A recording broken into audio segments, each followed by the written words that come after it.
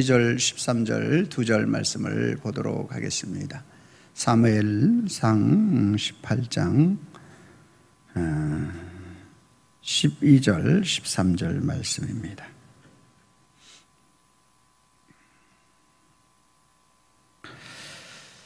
찾으셨으면 아멘. 같이 천천히 읽도록 하겠습니다. 시작. 여호와께서 사울을 떠나 다윗과 함께 계심으로 사울이 그를 두려워한지라. 그러므로 사울이 그를 자기 곁에서 떠나게 하고 그를 천부장으로 삼음에 그가 백성 앞에 출입하며. 아멘. 거룩한 주일을 맞아서 주님의 전을 찾으신 여러분들을 환영하고 축복합니다. 주님의 은혜와 평강이 저와 여러분들과 함께 하실 줄로 믿습니다. 우리 옆에 있는 분들하고 인사합니다. 참 잘 오셨습니다. 만나서 반갑습니다. 인사할 때는 항상 웃는 마음으로, 웃는 표정으로 이렇게 해주셔야 합니다. 만나서 반가운 표정으로 이렇게 해주셔야지 됩니다. 그게 예의죠. 우리나라는 더우시면 에어컨 틀으세요. 더우시면 에어컨 틀으세요. 우리나라는 동방 예의주국이고 또 우리나라 나름대로의 어떤 유교적 전통이 있다 보니까 삼강오륜에 대한 부분들을 굉장히 깊게 생각을 합니다. 그래서 임금과 신하가 지켜야 할 도리가 있고 또 부부 간에 지켜야 할 도리가 있고 또 부모와 자식 간에 지켜야 할 도리가 있는 거죠. 그러한 예에 대한 부분들을 우리가 잘 갖추지 않으면 항상 어떤 그러한 위계 질서가 파괴되어지고 이제 문제가 발생하게 됩니다. 우리가 살아가는 사회 속에서도 이 회사에 들어가게 되면 어떤 직급이라는 게 있고 그래서 그 직급에 의해서 지시를 받게 되고 그 지시를 받아서 우리가 움직이게 됩니다. 이런 부분들을 우리는 제일 가장 잘 알 수 있는 데가 군대가 되겠죠. 군에서의 어떤 명령은 거역하거나 그것을 거절하게 되면 하극상이 되어지고 바로 직결 처분까지도 이루어지는 데가 군대라는 사실인 것입니다. 우리가 이런 부분들을 잘 지키고 예를 잘 갖추게 되는 그렇게 하는 사람을 가리켜서 사회생활을 참 잘한다 이렇게 얘기를 하죠. 근데 그러한 예를 요즘 MZ세대들은 조금 그러한 것에서 도가 넘어가는 모습도 보여지는데 좀 안타까운 모습도 있기는 합니다. 그런 결과가 또 이제 그들의 앞날에 대한 부분들을 더 힘들게 만들기도 하는 거죠. 일반적으로 우리가 아래에 있는 아랫사람이 윗사람들에 대해서 존경하는 마음을 가지고 또 윗사람들에 대한 공경하는 마음을 가지고 우리가 두려워하는 마음도 있고 이렇게 섬기고 인사를 하게 되는 것이죠. 저희가 어렸을 때만 해도 어떤 어른이 지나가든 내가 아는 분이든 모르는 분이든 관계없이 인사하는 것은 기본이었습니다. 기본 중에 기본이었어요. 그런데 오늘을 살아가는 많은 그러한 사람들의 삶의 형태의 모습을 보면 그런 모습이 사라지고 있는 그러한 모습을 볼 때 참 무조건 두려워하고 무조건 복종하는 것도 문제가 되지만 그러한 것들이 너무 사라지는 것도 또 마음속에 좀 씁쓸함이 다가오는 것을 볼 수가 있다라는 거죠. 어쨌든지 아랫사람이 윗사람을 존경하고 두려워하고 또 그런 마음이 있어야 한다라는 것이죠. 오늘 본문에 나와 있는 말씀도 그러한 차원을 놓고 볼 때 참으로 좀 맞지 않는 그러한 모습을 볼 수가 있습니다. 12절 말씀에 보니까 여호와께서 사울을 떠나 다윗과 함께 계심으로 사울이 그를 두려워한지라. 지금 사울은 그 한 나라의 왕입니다. 이스라엘을 다스리는 왕이에요. 다윗은 이제 어린 소년에서 이제 막 입문한 자가 됩니다. 다윗과 사울은 어떻게 보면 다윗의 입장에서 사울을 쳐다볼 수도 없는 그러한 입장에 놓여 있는 거죠. 그런데 지금 정말로 두려워하고 힘들어해야 할 사람은 다윗이 돼야지 맞습니다. 사울이 언제 어느 때 지난 시간에 창을 던져서 자기를 죽이려고 하고 그 사울을 피해 다녀야 하는 입장에 놓여 있는 사람은 다윗이죠. 그래서 다윗이 사울을 두려워해야 하는 것이 정상적인 그러한 모습이 되는 거죠.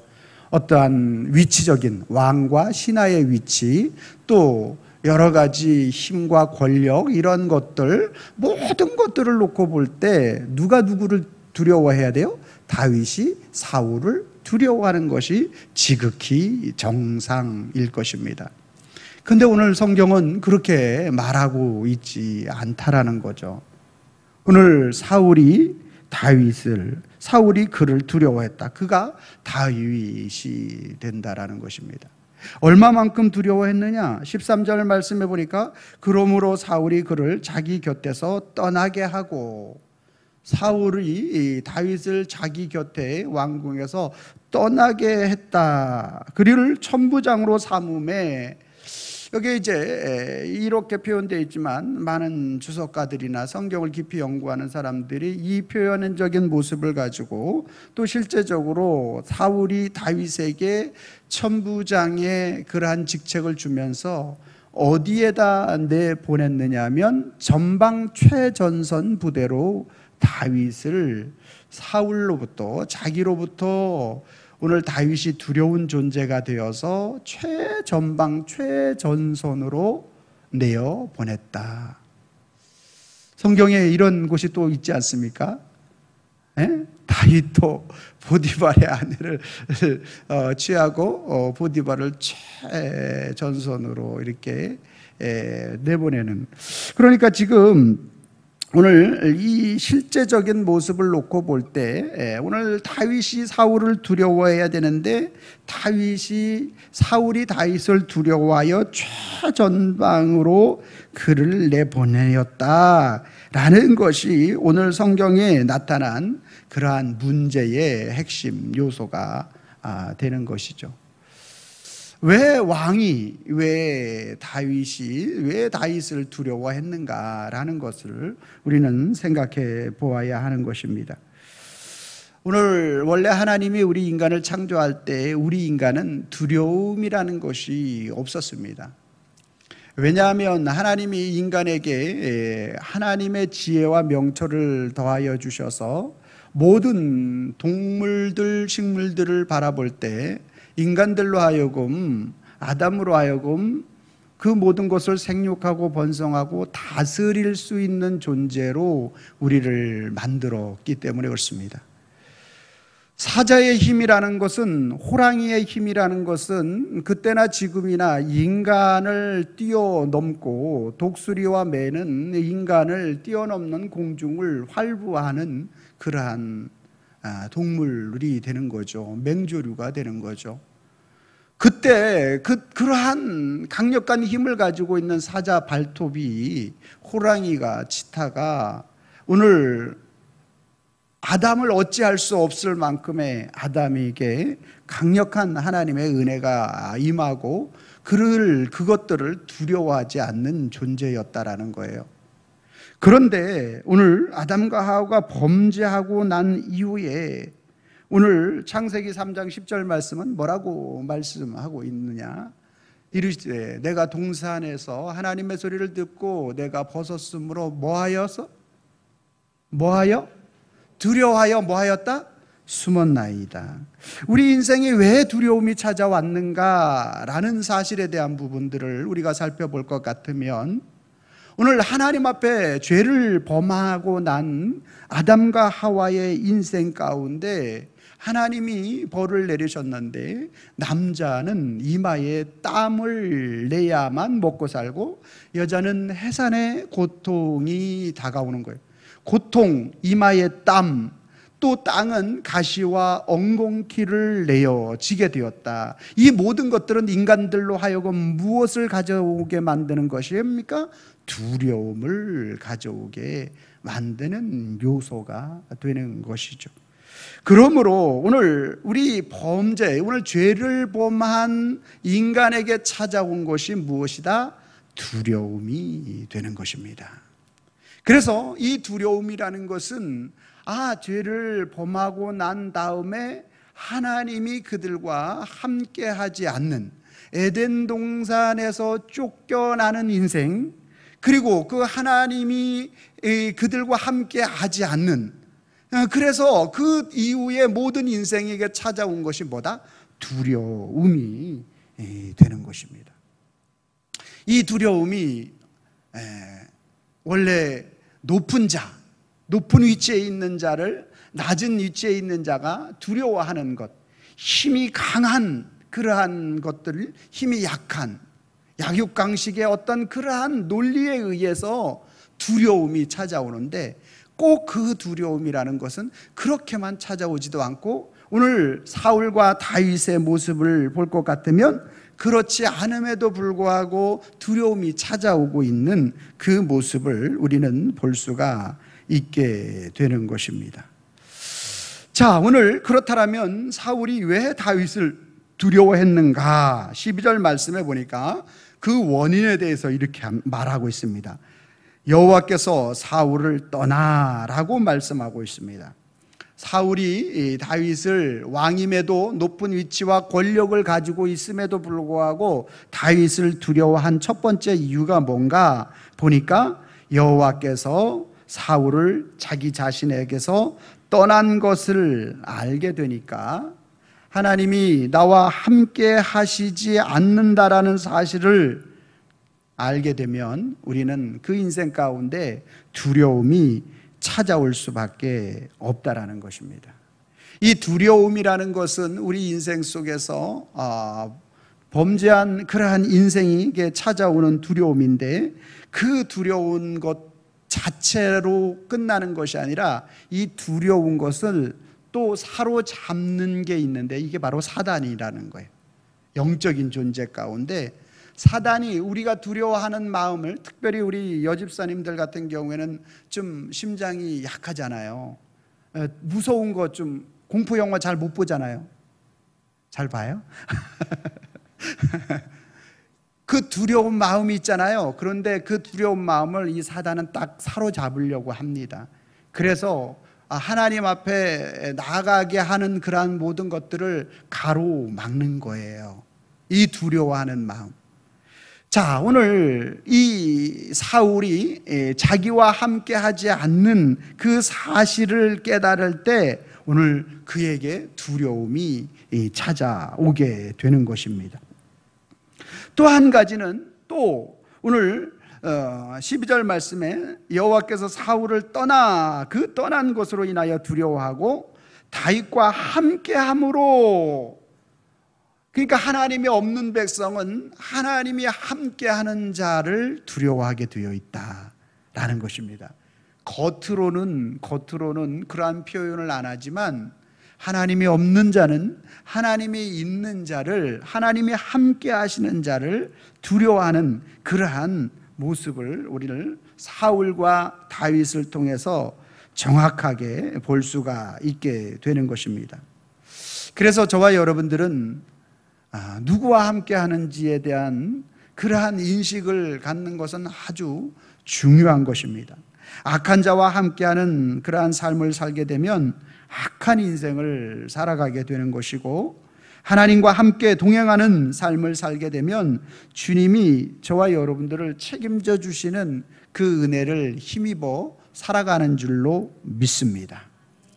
오늘 저와 여러분들이 이 인생 속에서 두려움을 없앨 수 있는 유일한 방법이 있다면 주님이 나와 함께 하시는 길인 줄로 믿으시기를 바랍니다. 주님이 저와 여러분들과 함께 하시면 우리 속에 자동적으로 뭐가 없어져요? 두려움이 없어지는 것입니다. 주님이 우리와 함께 하실 때 오늘 내가 두려움이 없어야지 해서 없어지는 게 아니라 주님이 책임져 줄 것이 뭐하니까? 믿어지니까. 우리 예수님이 이 땅에 오셔서 사역을 할 때 예수님 자체로 일하시지 않고 하나님이 일하시니 예수님도 일하신다고 하셨고, 예수님의 신성으로서 전능하신 하나님과 동등하신 분이기 때문에 두려움이 없으셨어요. 할렐루야. 오늘 요한복음 5장 17절 말씀해 보니까 이렇게 말씀하고 있습니다. 예수께서 그들에게 이르시되 내 아버지께서 이제까지 일하시니 나도 일한다 하시매, 하나님이 일하시는 곳에 예수님이 일하심이 있고, 또 10장 31절 말씀에는 예수님이 뭐라고요? 같이 봅니다. 시작. 나와. 할렐루야.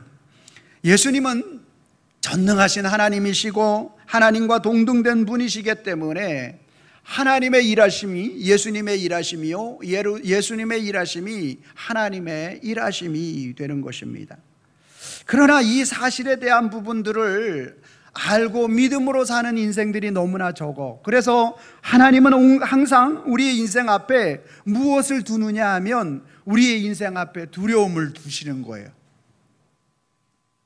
우리의 인생 앞에 두려움을 두시는 거예요. 어떤 두려움이 여러분에게 가장 두렵습니까? 인생에게 참된 두려움은 건강에 어려움을 당할 때 두려워하지 않겠습니까? 그 믿음이 좋았던 히스기야 왕도 네가 죽는다라는 말을 듣고 열왕기하 20장 2절 말씀에 뭐라고 고백하고 있습니까? 같이 봅니다. 시작. 히스기야가 할렐루야. 여러분, 낯을 벽으로 향했다라는 말은 누구만 찾았다라는 거예요? 하나님만을 찾았다라는 이야기가 되는 것이죠. 어느 누구도 내 건강이 무너졌다, 어느 누구도 어떤 암에 걸렸다, 어느 누구도 내 인생에 있어서 고치지 못할 그러한 무서운 질병이 있다 할 때 그 마음속에 두려움이 찾아오지 않는 그러한 사람은 없다라는 거예요. 또 어떤 상황과 환경 앞에서 우리 인생이 두려워할까요? 제가 생각해 볼 때 자녀들의 고난 앞에, 자녀들이 어려움을 당할 때 그 부모는 참으로 그 마음속에 두려움이 찾아오게 될 것입니다. 누가복음 15장에 우리 탕자의 비유를 잘 알지만 자기에게 달라고 하는 모든 것들을 다 주고 난 다음에 그 먼 나라로 가서 다 허비하고 그 탕자가 먹을 것이 없어 쥐염 열매를 먹고, 이 모든 소식을 부모는 다 알고 있는 거죠. 그러한 아들이 돌아온다고 할 때 아버지가 어떻게 하고 있습니까? 같이 봅니다. 시작. 이에 일어나서 아버지께 돌아가니라. 아직도 거리가 먼데 아버지가 그를 보고 치근히 여겨 달려가 목을 안고 입을 맞추니. 아멘. 여러분, 뭐라고 말하고 있어요? 거리가 먼데 달려가 목을 안았다. 이게 다 누구의 마음? 아버지의 마음이 고스란히 드러나 있는 거죠. 차라리 내가 자식을 위하여 아파줬으면 좋겠고, 내가 자식을 위해서 굶어줬으면 좋을 것으로 생각하는 게 부모의 마음 아니겠습니까? 이 자식들의 고난 앞에, 어려움 앞에 고스란히 우리가 견딜 수 없는 마음을 갖는 것이 바로 정상적인 부모의 마음인 것이죠. 건강 앞에 우리가 무너질 수 있고, 또 자녀들 앞에 우리의 마음이 무너질 수 있는 것이죠. 또 어떤 일 앞에 우리가 두려움을 갖게 됩니까? 나라의 위기가 봉착해 왔고 장래의 미래에 소망이 보이지 않을 때 우리는 영 마음에 두려움을 갖게 되죠. 예레미야 29장 우리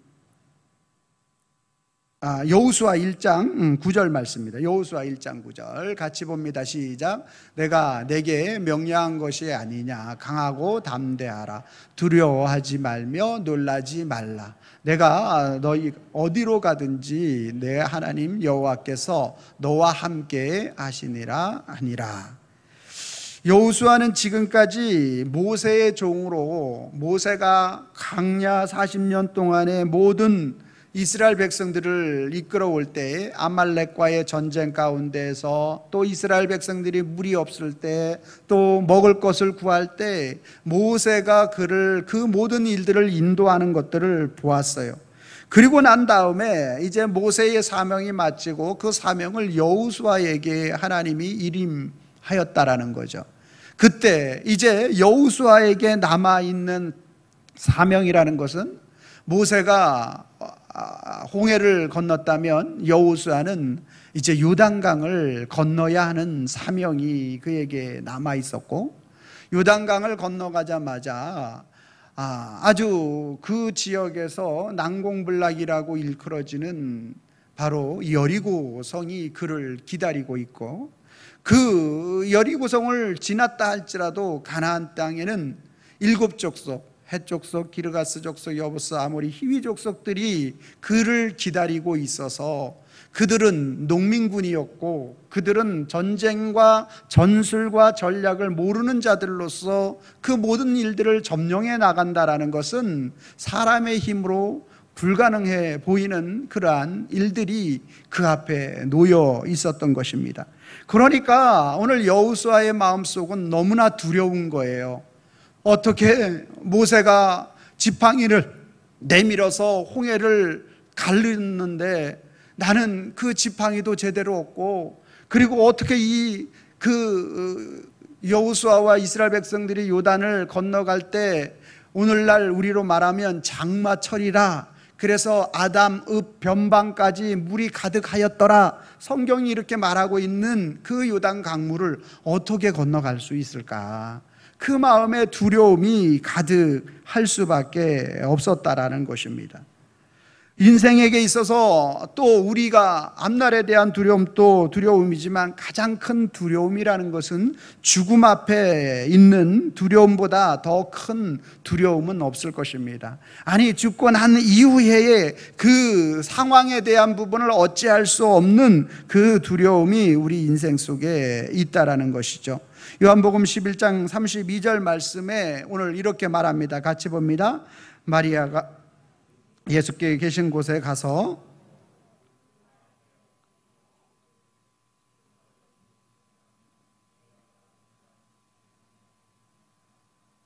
그러니까 지금 예수님이 지금 우리가 있는 곳에 함께 계시지 않았기 때문에 오라버니가 죽었다, 나사로가 죽었다, 그래서 지금은 어찌할 수 없는 상황입니다 라는 그 인생에 다시 오라버니가 살아날 것에 대해서 소망할 수 없는 그러한 두려움 속에서 그들은 예수님을 맞이하게 되고 그 예수님 앞에 말하고 있는 그 모습을 볼 수가 있는 것입니다.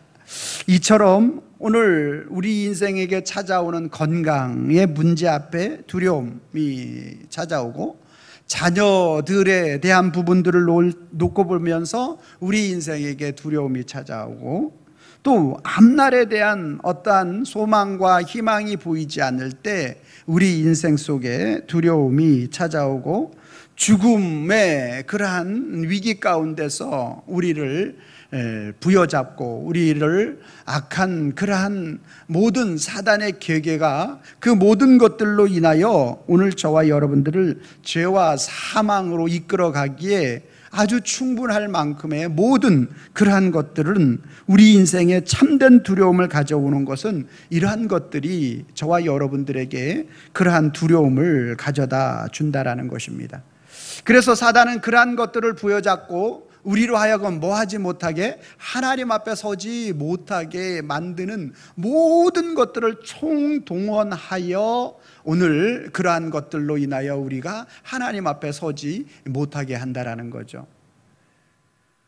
오늘 저와 여러분들의 인생 가운데 오늘 우리가 이러한 악한 사단의 그러한 세력들에게 오늘 우리에게 넘겨주시려고 하나님이 그러한 모든 일들을 허락하셨는가? 아니라는 것입니다. 오늘 예수님께서는 우리 인생의 모든 두려움을 내쫓아 주시기 위해서 이 땅에 오신 분이 예수님이신 줄로 믿으시길 바랍니다. 오늘 저와 여러분들에게 그 두려움을 확실하게 없애주시는 분이 예수님이란 사실을 사도 요한은 요한일서 4장 18절 말씀에 이렇게 선포하고 있습니다. 같이 봅니다. 일단 처음에는 가로를 빼고 읽습니다. 시작. 사랑 안에 두려움이 없고 온전한 사랑이 두려움을 내쫓나니 두려움에는 형벌이 있습니다. 두려워하는 사랑 안에 온전히 이루지 못하느니라. 그 사랑을 예수님으로 바꿔서 읽어보겠습니다. 시작.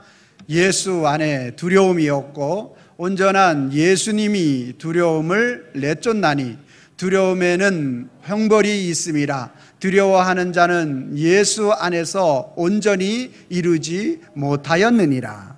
아멘. 할렐루야. 이해가 되시면 아멘. 예수 그리스도 그분은 우리 인생의 두려움을 없이 해주시려고 우리와 함께 하시기 위하여 이 땅에 오신 분이신 줄로 믿으시길 바랍니다. 예수님 안에는 두려움이 없는 것입니다. 예수님 안에는 두려움을 내쫓는 것입니다.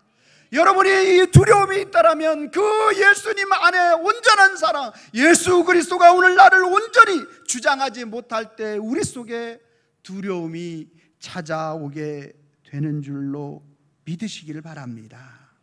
사랑하는 성도 여러분, 오늘 주님이 우리와 동행하시는 그 근본적인 이유는, 우리와 함께 하시는 이유는, 우리가 죄로 말미암아 하나님이 우리와 함께 하지 않을 때 오늘 사울과 같이 우리 인생은 두려워 떠는 인생을 살아갑니다. 나보다 아주 낮은 계급이라 할지라도, 나와 비교가 될 수 없는 자라 할지라도 그 사람이 두려우게 되는 것입니다. 그러나 주님이 함께하는 자, 예수 그리스도 안에 있는 자, 오늘 예수님께 속하여 있는 자는 두려움이 없고 예수님은 두려움을 내쫓나니, 두려움은 형벌이기 때문에 그렇습니다. 예수 그리스도 안에 있을 때 우리는, 저와 여러분들은 모든 우리 인생의 두려움이 사라지게 되는 것입니다. 오늘 우리 인생을 눈물 나게 하고 두렵게 하는 모든 것들이 있다면 요한계시록 21장 4절 말씀해 보면 뭐라고 말씀하고 있습니까? 같이 봅니다. 모든 눈물을 그 눈에서 닦아주시니 다시는 사망이 없고 애통하는 것이나 곡하는 것이나 아픈 것이 다시 있지 아니하리니 처음 것들이 다 지나갔음이로라. 할렐루야. 오늘 질병을 해결하여 주시는 분이 예수 그리스도라고 분명하게 우리에게 말씀하고 있습니다. 우리의 미래와 장래에 대한 소망이 없고 우리의 인생에 두려움이 있을 때 오늘 저와 여러분들에게 말씀을 주시는 것은 예레미야 29장 11절 말씀 아니겠습니까? 예레미야 29장 11절 말씀 같이 봅니다. 여호와의 말씀이니라. 너희를 향한 나의 생각은 내가 하나니 평안이요 재앙이 아니니라. 너희에게 미래의 희망을 주는 것이니라. 할렐루야. 오늘 저와 여러분들에게 주님이 함께하여 주실 때 예레미야 선지자를 통해서 선포합니다. 바벨론 포로된 지가 벌써 65년이 지났습니다. 이 나라 이 민족에는 소망이 없습니다. 우리가 일제강점기 36년 동안 또 얼마나 고난과 고통을 당했습니까? 그러나 바벨론 70년 동안 얼마나 그들이 소망이 사라지고 좌절할 수밖에 없겠습니까? 그러나 하나님은 그들에게 선포하는 것입니다. 너희가 나를 다시 회복할 때에 하나님께서 그들을 다시 회복시켜 주시는데 재앙이 아니고 평안이고 너희 미래에 희망을 주는 것이 하나님의 계획이라고 선포하고 있는 것입니다. 사랑하는 성도 여러분, 오늘 인생의 죽음의 문제 앞에서 이 문제를 어찌할꼬 두려워하지 마시길 바랍니다. 요한복음 11장 25절 말씀에 예수님의 말씀을 기억하시길 바랍니다. 같이 읽습니다. 시작. 예수께서 이르시되 나는 부활이요 생명이니 나를 믿는 자는 죽어도 살겠고 무릇 살아서 나를 믿는 자는 영원히 죽지 아니하리니 이것을 내가 믿느냐? 예수님은 말씀하고 있는 것입니다. 여러분, 오늘 우리가 사는 우리의 삶의 현장 앞에 건강의 문제, 자녀의 문제, 앞날에 보이지 않는 문제, 죽음의 문제 앞에 끊임없이 오늘 우리를 두렵게 하는 것들이 계속적으로 찾아옵니다. 그러나 사단이 이런 것들을 잡고 우리를 놓아주지 못하게 하려고 하는데, 예수님께서는 이 땅에 찾아오셔서 그 주님의 강력한 은혜와 손길로 저와 여러분들을 오늘 내가 너와 함께 하기 때문에, 내가 너와 동행하기 때문에, 너를 붙잡아 줄 것이기 때문에 너는 그것으로 인하여 두려워하는 인생을 살 자가 아니라고 말씀하고 계시는 것입니다. 예수님은 얼마나 우리와 동행하시는 분이심을 가르쳐주고 싶으셨는지, 예수님 자신의 이름 속에 임마누엘이라는 하나님이 우리와 함께 하신다라는 그 이름을 자신의 이름 속에 넣어서 이 땅에 오신 분이 예수님이신 줄로 믿으시기를 바랍니다. 그래서 이제 저와 여러분들은 예수님이 나와 함께 하시는 자인 것을 안 믿는 자들에게, 또한 믿음이 연약한 자들에게 보여주어야 합니다. 할렐루야. 성경책을 보여주면서 주님이 나와 함께 하셔 해야 될까요? 내 핸드폰에는 항상 하나님의 말씀이 있어 그러면서 바이블 25를 보여줘야 할까요? 어떻게 해야 세상 사람들이 예수님이 함께하는 사람인지를 알 수 있겠느냐라는 것입니다. 여러분들이 안 믿는 사람들을 만날 때 여러분 그런 말을 들으셨습니까? 아유, 혹시 교회 권사님 아니세요? 아니, 장로님 아니세요? 아니, 한수 집사님 아니세요? 혹시 목사님 아니세요? 이런 이야기를 들어보셨나요? 겸손해서 들어본 분들도 계실 건데 겸손해서 손을 안 들으시는 줄로 압니다. 근데 굉장히 중요합니다. 제가 청년 때 별명이 목사였는데 진짜 목사가 됐잖아요. 6개월 정도 한식집에서 일을 했습니다. 그런데 그곳에서 일을 할 때 주님이 나를 붙잡아 주셔서 사람들이 그렇게 이야기를 해주는 거예요. 오늘 저와 여러분들은 이러한 세상에 나가서 믿음의 사람이라는 소리를 들어야 하는 것이죠. 누가 그런 소리를 들을까? 하나님이 함께 하시는 사람은 그런 소리를 듣는 것이죠. 여러분, 창세기 39장에 요셉이 보디발 가정에 갔을 때 보디발은 하나님을 모르는 자죠. 그런데 39장 3절 말씀해 보니까 뭐라고 말씀하고 있습니까? 시작. 그의 주인이 여호와께서 그와 함께 하심을 보며 또 여호와께서 그의 범사에 형통하게 하심을 보았더라. 아멘. 세상 사람들도 하나님이 함께하는 사람을 볼 수 있어요, 없어요? 볼 수 있습니다. 사울은 하나님의 영이 떠났어요. 그런데 다윗과 함께 하시는 하나님을 보았기 때문에 자기가 높은 위치에 있음에도 불구하고 왕임에도 불구하고 신하를, 하나님이 함께하는 자를 두려워하는 것입니다. 요셉이 오늘 그 가정에 외국에서 팔려온 일용직 노동자에 불과한 사람이 요셉이에요. 그런데 그 집에 모든 것들을, 그 하인들을 무수히 둔 이 보디발, 이 사람은 그 요셉이 하나님과 함께하는 것을 보았다라고 말씀하고 있는 것입니다. 여러분, 우리가 지난주부터 시작한 예적고를 시작했는데, 우리의 삶 속에서 주님이 나와 어떻게 동행하는지를 말하는 것이 예적고예요. 각 목장에서도 활발하게 이루어지고 있는 줄로 믿습니다. 이번 주부터 목자, 부목자들은 그 목장에 올라온 것들을 그 목장방에 올려주시면 좋겠습니다. 여러분, 오늘 저와 여러분들이 우리 인생에 있어서 주님이 저와 여러분들과 동행하심에 대한 부분들을 깨닫기를 원하시는데, 우리가 그 주님을 깨닫지를 못하니까 주님은 우리 인생 속에 무엇을 주어요? 건강의 문제를 주어서 두렵게 하는 거예요.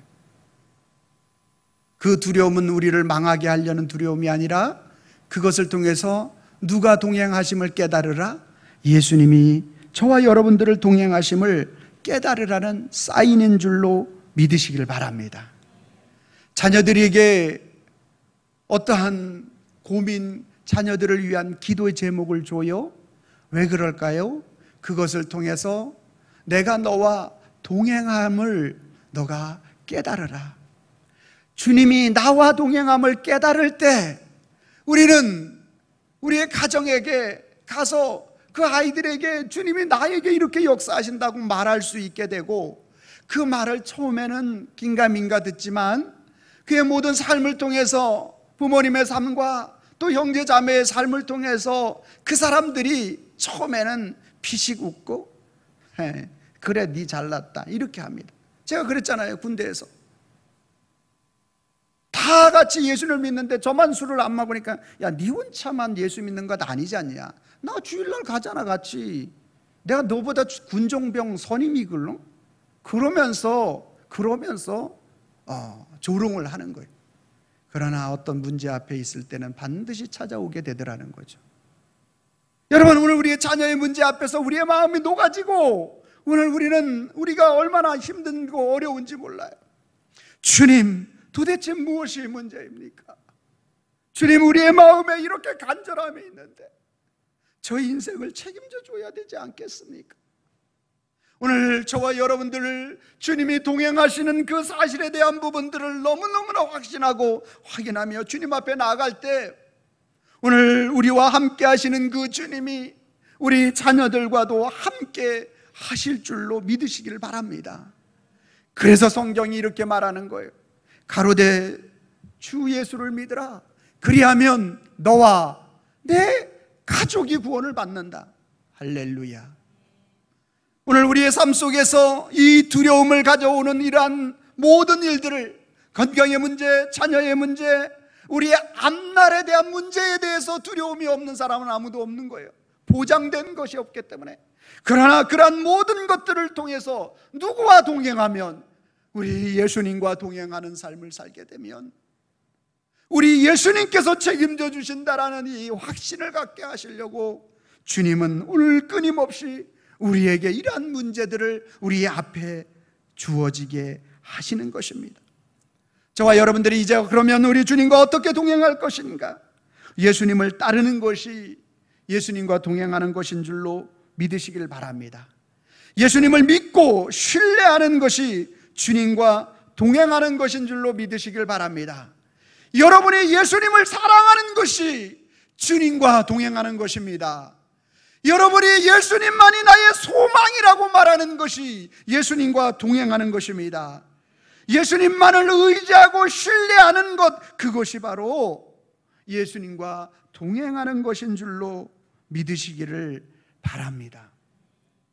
주님이 우리를 향한 마음이 어떤 것인지 제가 결론적으로 영상을 준비했습니다. 영상을 보고 말씀드리도록 하겠습니다. 보여주세요.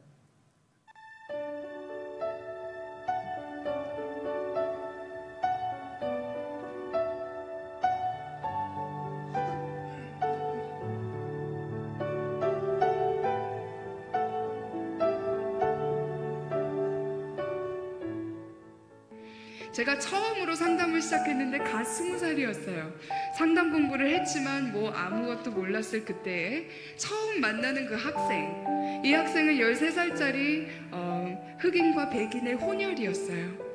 이 여자아이는 굉장히 덩치도 크고 화가 많은 학생이었어요. 제가 이 학생을 만나러 이제 상담 기관으로 매일마다 가는데 안 만나줘요. 안 만나주는 것도 괜찮지만 욕을 하고 물건을 던져서 때리고, 가끔씩은 진짜 와서 폭력을 쓰면서 너 같은 사람 안 만난다 이렇게 얘기를 하는 거예요. 이해가 안 됐어요. 왜 안 만나줄까? 다음날 또 가는 거예요. 한 달이 지나고 2달이 지났어요. 안 만나줘요. 석 달째 이제 또 가서 나 이제 이 방에 있으니까 혹시 너가 원하면 나 거기 있으니까 찾아오렴 하고 이제 저는 사무실에 가 있었어요. 아무 기대도 안 하고 갔던 그 석 달째 갑자기 이 학생이 제 사무실에 딱 오더니 앉는 거예요. 그러면서 자기의 라이프 스토리를 막 얘기하기 시작했어요. 이 13살짜리 아이가 이미 7, 8명의 정말 남자에게 성폭행당한 그런 아이. 10살 때 혼자서 임신한 걸 알고 혼자서 유산까지 한 그런 아이였어요. 상상이 가시나요? 13살에 왜 화가 나 있는지 아시겠죠? 그 학생의 얘기를 너무 기가 막혀서 뭐라고 위로를 할 수 있겠어요? 더 심각한 거는 이 아이를 그렇게 만든 건 바로 엄마였어요. 엄마가 일은 하기 싫고 먹기는 먹어야 되고 집은 있어야 되니까 자기 남자친구들에게 자꾸 이 아이를 판 거예요. 상상이 가시나요? 그 아이와 이렇게 손을 잡으면서 이래서 너가 그렇게 화가 많았구나. 정말 그동안 살아있는 게 너무 수고가 많았다라고 얘기를 해줬어요. 이 학생과 맨 마지막 날, 이제 헤어져야 되는 그런 날이 왔는데 맨 마지막 날 앉아서 대화를 하는데 제가 물어봤어요. 석 달 동안 너는 나를 만나주지 않았는데 왜 어느 순간부터 갑자기 찾아와서 나에게 얘기를 하기 시작했니? 뭐 때문에 라이프 스토리를 막 얘기하기 시작했니라고 물어봤어요. 이 학생의 마음을 바꿔놓은 거는 딱 한 가지였대요. 영어로는 You always came back. 선생님은 매번 다시 왔어요. 그 얘기를 듣는 순간 진짜 하나님이 우리에게 하시는 게 아닌가. You always come back. 우리가 어떤 모습에 있던, 정말 어떤 실수를 하던 He always comes back.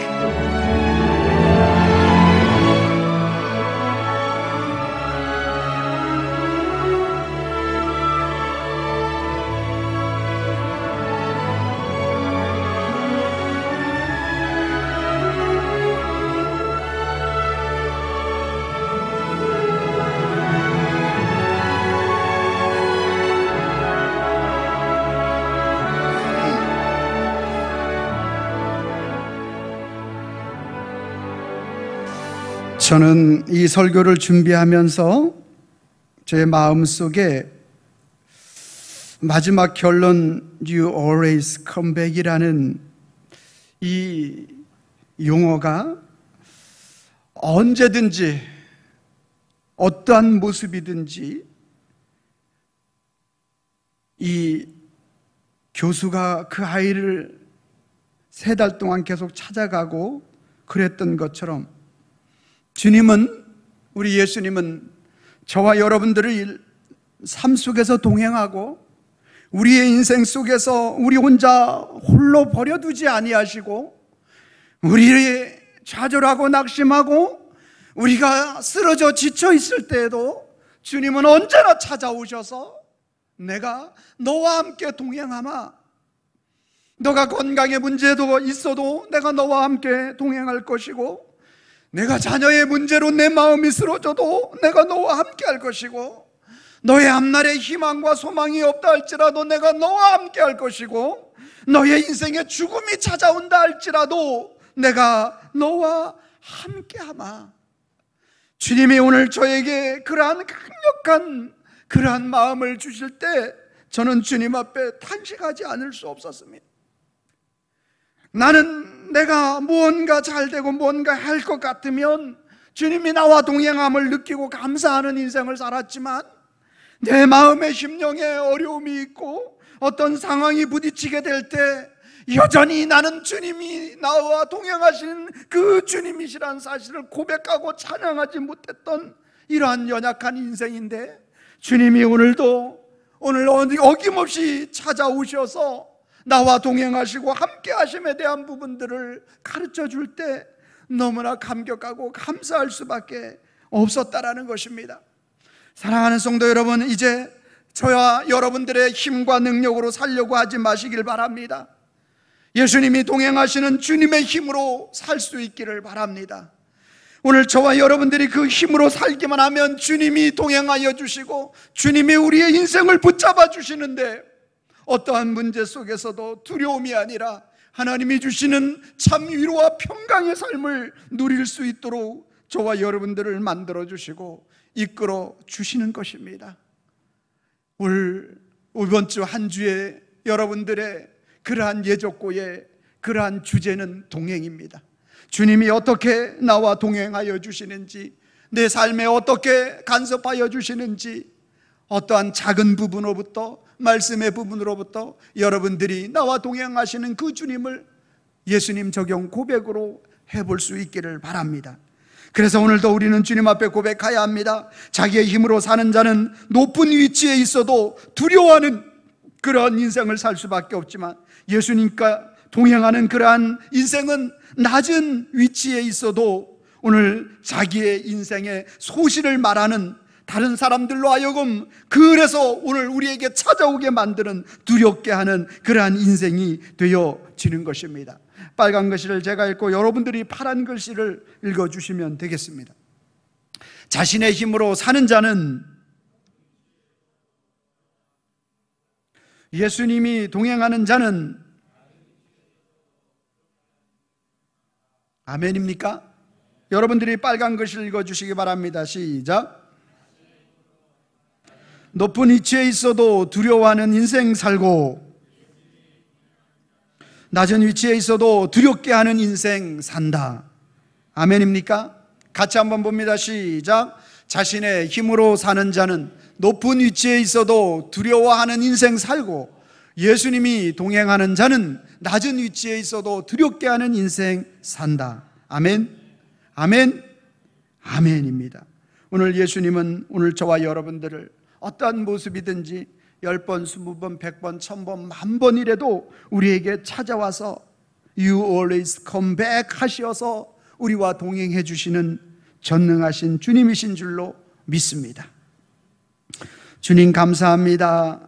오늘 우리의 인생이 주님과 동행하는 인생보다 아름다운 인생은 없는데, 우리는 우리의 현실에 고난과 어려움이 다가오게 되면 그것이 우리의 삶의 마지막 데드라인인 줄 알고 좌절하고 낙심하는 인생을 살아가는 것이 우리의 모습입니다. 그러나 오늘 말씀을 통해서 끊임없이 우리가 두려워하는 것은 그 원론적인 이유가 하나님과 함께하지 않기 때문에 두려워한다라고 말씀하고 계십니다. 주 하나님 아버지, 오늘 이 말씀이 우리 심령 가운데 잘 박힌 못이 되어서 어떤 상황과 환경 속에서도 주님이 동행하심을 확신하며 믿음으로 신앙으로 승리하는 삶을 사는 저희들이 되어줄 수 있도록 우리를 붙잡아 주시고 인도하여 주시옵소서. 오직 예수님의 동행하심이 우리의 모든 두려움을 내쫓고 승리케 하신다라는 확신을 가지고 살아가는 저희들 되게 하여 주시옵소서. 예수님의 이름으로 기도하옵나이다.